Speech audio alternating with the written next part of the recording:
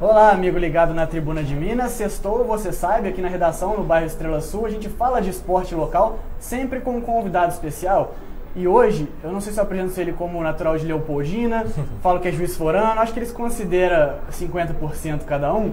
Vice-campeão brasileiro da Série D, o torcedor do Tupi conhece muito bem, já está vendo ele aqui. O Wellington Fajardo foi vice-campeão brasileiro da Série D pelo Manaus nessa temporada. Há 20 anos um time amazonense não era representado na Série C do Campeonato Brasileiro.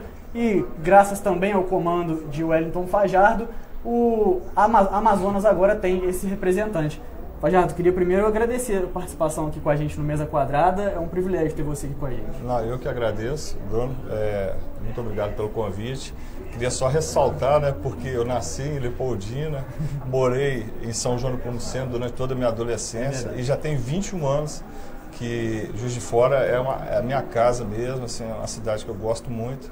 E daí a gente vai para, tá aqui que é o nosso quartel-general, mas tá sempre num lugar, no outro, como agora eu estive em Manaus. Foi um desafio muito grande, né? A gente comandou Manaus durante 6 meses e conseguimos, além do campeonato amazonense, que é um campeonato muito difícil, muito disputado, a gente conseguiu o acesso à Série C. Então, assim, a gente teve uma experiência bastante enriquecedora, tanto no aspecto profissional, né, e como no aspecto pessoal, né, porque realmente Amazonas é um estado muito importante da União e estava muito assim longe na questão do futebol, né, tinha 2 décadas que não tinha um representante entre os 60 times no Brasil, né, que é A, B e C. E nós, com a ajuda de todos, né, com um trabalho muito difícil, até por essa circunstância, nós conseguimos esse acesso. Ficamos com vice-campeonato, mesmo o futebol às vezes é muito injusto, né? Nós fizemos a melhor campanha, até melhor do que a do Brusque, com o mesmo número de jogos, fizemos um ponto a mais e acabamos perdendo o título nos pênaltis. Mas o objetivo principal foi alcançado, que foi o acesso à Série C. Ossos do ofício, né? Sim, sim, infelizmente. Ao lado do Fajardo, o nosso comentarista, jornalista da Tribuna de Minas, sempre presente no Mesa Quadrada, Gabriel Ferreira Borges. Gabriel, tudo bom? Tudo bem, Bruno? Boa tarde, Fajardo. É um prazer estar aqui no Mesa, hoje mais ainda, finalmente conhecendo o Fajardo, que tem uma trajetória já no futebol Juiz Forano, agora também nacionalmente. Também boa tarde aos nossos leitores e telespectadores da Tribuna de Minas. Gabriel, importante um representante de Amazonas, né, na terceira divisão. É claro que a gente espera muito mais, né? A gente espera que tenha na Série B, quem sabe na Série A, pelo tamanho de Amazonas e pela representatividade que a região merece, né? Exatamente, é uma coisa até que, não sei se natural é a palavra a ser dita, mas o futebol, ele também é um membro da sociedade, ele acompanha o poder econômico, né? E no Brasil todo mundo sabe que o poder econômico está concentrado na região sudeste, principalmente eixo Rio-São Paulo, depois sai para Minas, Rio Grande do Sul, e é muito importante que tanto a região Nordeste, que agora a gente já está vendo gestões excelentes em clubes da região Nordeste, como também na região Norte, como é a gestão do Manaus, por exemplo, é importante que essas gestões sejam reconhecidas nas divisões inferiores do Brasil. Esperamos que esses clubes possam cada vez mais ascender dentro da divisão nacional. Sem dúvida. Fajardo, você já recebeu muito carinho do torcedor Carijó aqui, por exemplo, campeão da Taça Minas em 2008, um título inesquecível ao torcedor alvinegro de Santa Terezinha.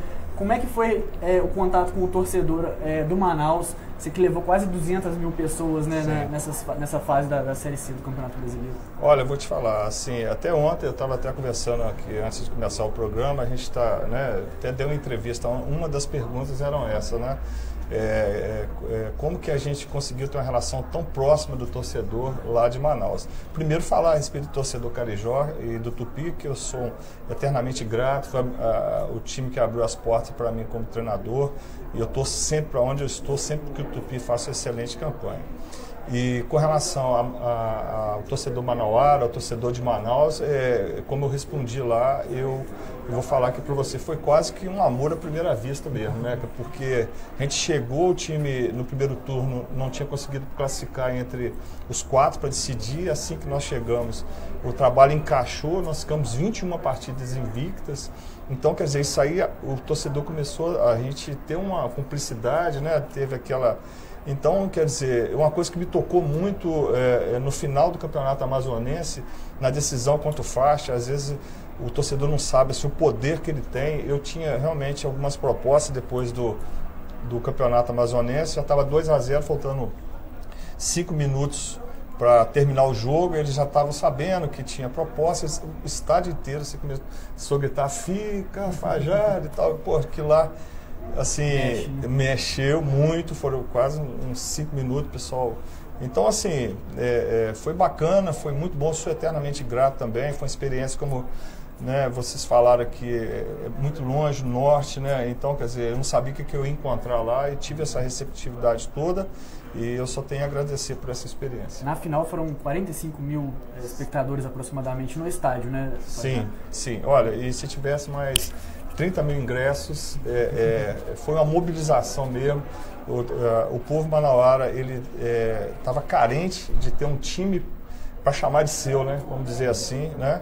E nós fomos com essa campanha que a gente teve uma campanha de ficar 21 partidas invictas, foi a maior série invicta do Brasil nos times que disputavam A, B, C e D. Então, quer dizer, isso só foi atraindo o torcedor também de Manaus. Não viu o time, graças a Deus, comigo perder em casa, né?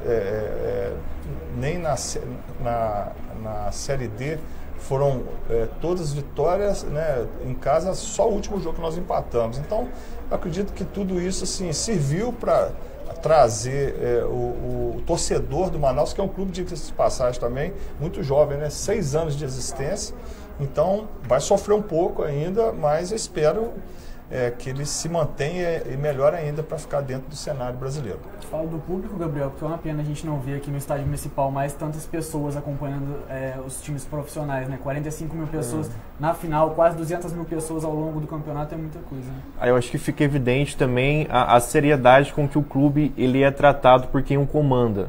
Eu acho que quando o torcedor ele enxerga que há um projeto, que enxerga que há uma boa administração, enxerga que o time ele tem metas a serem cumpridas e a diretoria trabalha para cumpri-las, eu acho que a relação, isso aproxima muito mais o torcedor do time do que no caso como a gente tem aqui em Juiz de Fora, que infelizmente é o caso do Tupi. Nesses últimos anos não teve um comprometimento necessário para levar o clube de volta aonde ele pertence, a divisão que ele pertence, ao status que ele pertence. E isso afasta o torcedor. Então, o que o Manaus está conseguindo fazer, principalmente nesse ano, é uma coisa assim, é uma coisa gigante. Ainda mais se a gente levar em consideração que alguns clubes da Série A, eles têm estádios próximos a essa média, a essa capacidade de público, mas não conseguem ter uma média de público tão próxima assim. Então é fantástico. E nessa busca por dimensionar os resultados obtidos também, eu queria que você contasse um pouquinho, por favor, Fajardo, as condições que vocês tinham de trabalho, o que era possível fazer. Você estava dizendo até antes, questão de centro de treinamento, né, que é uma busca de Manaus, ou deve ser uma busca, enfim. Qual que eram as condições que você encontrou de trabalho nessa temporada? Então, o que eu encontrei assim, é uma diretoria muito séria, muito compromissada em deixar os atletas assim com pagamento em dia, com a gratificação em dia.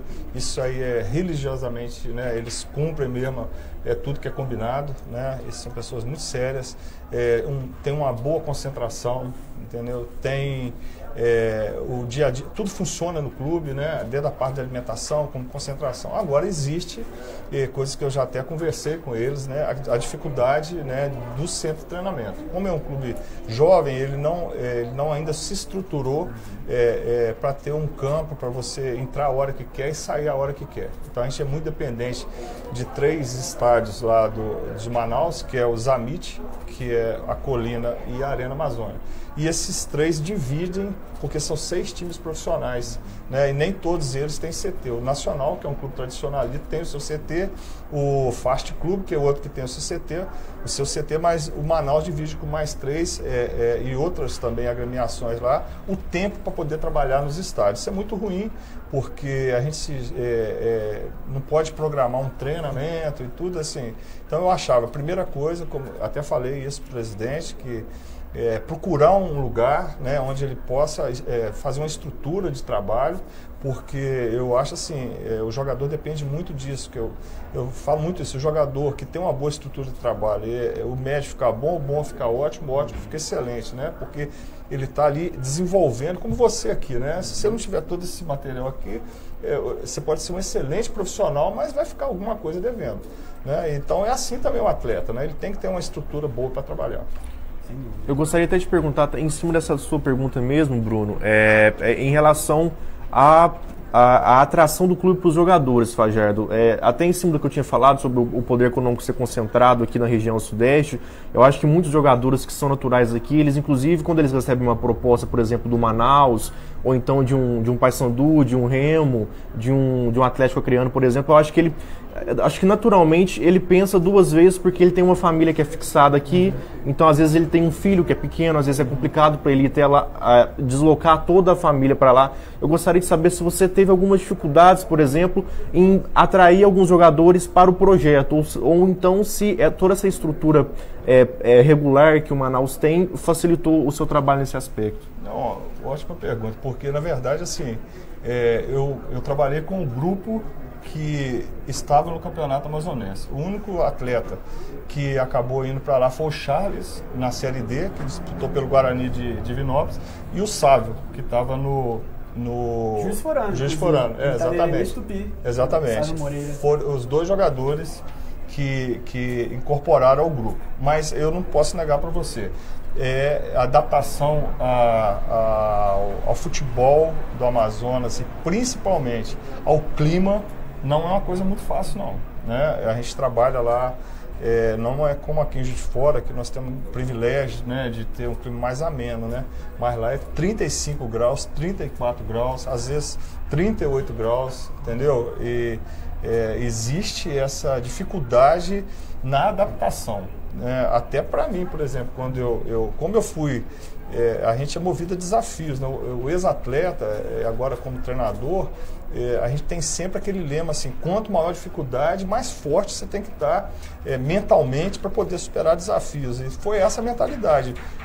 Para te falar a verdade, foram muitas barreiras que teve dentro do dia a dia, do clima, da comida, da adaptação ao jogo, e que eu fui pegando aquilo lá tudo como desafios para o meu crescimento. Então, assim, só para citar um exemplo com relação ao atleta de lá. São excelentes jogadores, assim, dentro da parte inata, nasceram para jogar bola, mas não entendiam um pouco o jogo. Então, qual que foi a minha participação maior lá?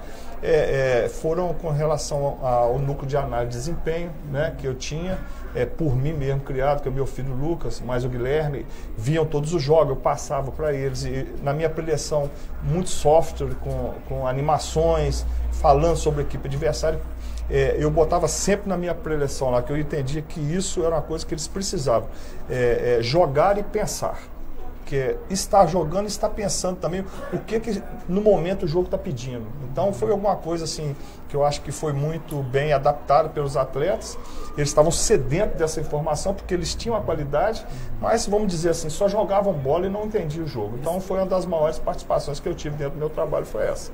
Eles possuíam a técnica, né, os princípios, sim, mas a questão tática ela ainda sim, era um pouco defasada, sim, talvez. Então, esse foi o seu principal desafio, talvez em campo. E você vê isso na região também, você enxerga isso na região, equipes que ainda demandam um pouco mais de qualidade tática, de entendimento de jogo mesmo, para que elas possam evoluir e estar cada vez mais inseridas entre os principais clubes do país, como o Manaus agora entre os 60. Sim, eu acho que hoje o jogador, diferente da minha época, né, eu joguei anos 70, 80 e 90. Então, assim, o futebol hoje ele mudou. A gente tem que entender que o futebol mudou. O futebol hoje, antigamente, se você fosse falar, vou citar um exemplo, em 1980, se você fosse falar muito do adversário para o jogador mesmo brincava lá com o treinador, e tá com medo do adversário, entendeu? Era assim, tinha... hoje não, hoje o jogador já entende que a principal arma para você derrotar um adversário é conhecê-lo. Então, assim, para te falar a verdade, todos esses 32 jogos que eu joguei pelo Manaus, eu tinha o adversário todo, ele passava essas informações para o jogador, sempre falando da seguinte forma, que, olha, se vocês vão usar ou não dentro de campo, é obrigação minha passar para vocês. Então tá aqui, ó.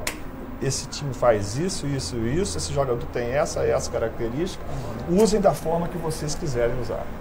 Só que, logicamente, depois eu cobrava, já que eu tinha passado a informação e se acontecesse alguma coisa que eu passei a informação e desse errado, é sinal que eu poderia cobrá-los, né? Então houve um entendimento, acho que foi muito útil para a gente. Posso citar um exemplo? Claro. Claro, por exemplo, nós jogamos contra o Caxias o jogo do acesso, né? E a gente estudou muito o Caxias. Nós entendemos assim que o Caxias era um time muito bom no momento da posse de bola, mas os 4 jogadores de meio que faziam o Caxias andar não sabiam marcar. Então o que a gente pegou com esse conteúdo? Que nós tínhamos que ter a posse de bola. E que na hora da posse de bola tinha que buscar um enfrentamento desses 4 atletas, porque não eram ali 4 primeiros volantes que iam ter força na marcação. Eram meias, segundos volantes, que não tinham característica de marcar. Então nós precisávamos de ter a posse de bola para derrotá-los. Foi isso que nós buscamos no jogo de 3-0 em casa. Nós não deixamos o Caxias ter a posse de bola, porque nós sabíamos que eles tinham dificuldade na marcação. E isso só foi possível porque o núcleo de análise de desempenho estudou o Caxias e passou para a gente, e nós passamos para os atletas. E no final acabou que a gente ganhou de 3-0. Um relato muito bacana, né? Inclusive, nesse aspecto da transição defensiva do Caxias, por exemplo, que mostra que hoje realmente o futebol mudou muito, sobretudo nesse aspecto físico, tático, né? Hoje o futebol ele requer intensidade, né, a todo momento.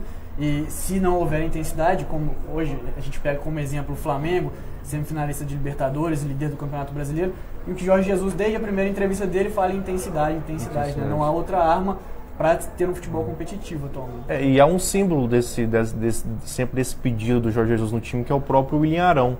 É um jogador que mudou completamente, assim, mudou o comportamento em campo, né? Nem que mudou, tipo, ele é melhor hoje, ele mudou o comportamento, a postura dele em campo, e a partir dessa mudança de postura ele está contribuindo muito mais para o time.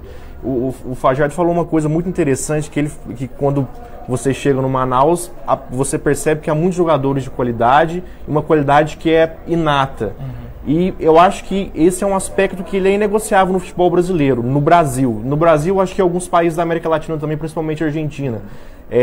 O jogador parece que o futebol é intuitivo, parece que ele sente muito bem quando está jogando. Só que hoje em dia a gente já tem uma demanda muito maior por outros aspectos. E talvez seja porque a gente esteja atrasado nessa evolução de entendimento do jogo, que a gente já, em disputas a nível mundial, como por exemplo Copas do Mundo, a gente não está conseguindo fazer frente a algumas seleções que antigamente não seria um grande problema para a seleção brasileira. Então eu acho que entender essa evolução do jogo é muito importante para o futebol brasileiro. Esse é o seu entendimento também, Fajardo? No nível geral, acompanhando as principais competições, não só do Brasil, mas também na Europa. Hoje há necessidade de intensidade, de obediência tática a todo momento? Sim, eu sempre acho assim, você tem que entender o momento de qual você está jogando. Exemplo, eu vou citar um exemplo assim que eu falo muito. Os últimos 30 metros do jogo, não tem muita instrução para dar. Onde eu vou encorajar meu atleta a ir para o 1 contra 1, a fazer uma tabela, a fazer uma passagem para abrir espaço. Mas aqueles últimos 30 metros, eu cobro até do atleta que se ele errar primeiro, que ele tente a segunda, a terceira, a quarta. E outra coisa que eu cobro muito, que é o passe com risco, que é no setor defensivo. Vamos lá, todo mundo quer ter a posse de bola hoje. Mas será que vale a pena hoje, por exemplo, num campo que não tem uma condição de gramado, por exemplo, boa, você dar passe com risco no setor defensivo? Muitos gols que você vê hoje um time tomar foi passe com risco. O Fluminense é um time hoje que arrisca muito o setor defensivo. E às vezes, assim, eu falava muito, fazia muitas animações do que era o passe com risco. O que é? Um passe de um zagueiro ou de um lateral para um volante que está de costa. Entendeu? Então, até ele dominar, o cara que está marcando ele, que normalmente é um volante, no domínio da bola, ele sabe até para onde ele vai girar. Então, ele já está armando ali uma arapuca para pegar a bola. Então, vou citar mais um exemplo, né, de entender a realidade. Nós jogamos a semifinal contra a Jacuipense, lá na Bahia. Né? É um time que propunha muito jogo, mas eu olhei o campo Eu falei, meu Deus, como que esse time propõe jogo nesse campo ruim desse jeito? Isso aí vai ser uma arma para mim, entendeu? O que eu fiz? Eu trouxe meu time um pouco para trás e joguei mais reagindo, porque eu sabia que naquele momento, com aquele campo ruim, mesmo que eles tivessem jogadores de qualidade, em algum momento a gente ia roubar uma bola próxima ao gol deles. Então, assim, entender a realidade que a gente joga também é muito importante, porque o campo da Série D, da Série C, não é igual da Série A, que te dá essa condição de você propor o tempo todo. Perfeito. A gente já está encerrando aqui, antes que o Leonardo Costa puxe minha orelha, o editor de vídeo. Mas, o Fajardo, eu fiz uma pergunta antes para você aqui, que tem que repetir ela. Sim. Ex-goleiro, agora treinador, o que é melhor? Tá em campo ou tá como treinador? O que é menos sofrido? No aspecto emocional. Excelente pergunta. Assim, com certeza, jogar futebol é muito bom. Se eu pudesse estar jogando futebol até hoje, se meu físico e minha idade permitisse, eu estaria jogando até hoje. É porque a gente... São 41 anos que eu estou no futebol, aprendi muito, tive treinadores de seleção brasileira, como Leão, Carlos Alberto Silva, Enio Andrade. Então, assim, a gente sente até na obrigação de passar essas experiências. Mas, respondendo bem direto a sua pergunta, por toda a carga de pressão que tem em cima do treinador, ser atleta de futebol é muito melhor, não tenho a menor dúvida disso. Futuro em aberto? Em aberto. A gente... como eu falei, foi um trabalho desafiador, um trabalho que exigiu muito. Então agora estou assim, uma semana que eu cheguei a Juiz de Fora, estou aqui com a minha família, curtindo minha família, meus filhos, minha esposa, minha neta e logicamente daqui a 20 dias mais ou menos a gente vai traçar aí o futuro. Eu espero que cheguem algumas propostas interessantes para a gente continuar desenvolvendo o trabalho. Sem dúvida. Gabriel, muito obrigado pela participação. Sempre às ordens, prazer estar aqui, Bruno. Fajardo, queria te agradecer imensamente. As portas da tribuna estão sempre abertas para você e que a gente possa estar falando de mais e mais resultados históricos aí à frente no seu comando entre as equipes. Tá, eu agradeço o Gabriel, agradeço você, Bruno, o convite, toda a Tribuna de Minas, um jornal tradicional que a gente está sempre acompanhando. E se deixar, a gente vai até meia-noite falando de futebol. Ainda bem que tem um limite, porque é muito bom falar sobre a parte tática, o desenvolvimento do futebol, e estou sempre à disposição. Muito obrigado, Fajardo, e obrigado a você que ficou com a gente até agora. Até a próxima sexta-feira para falar mais de esporte local, esporte nacional aqui no Mesa Quadrada, e um ótimo fim de semana. Um abraço.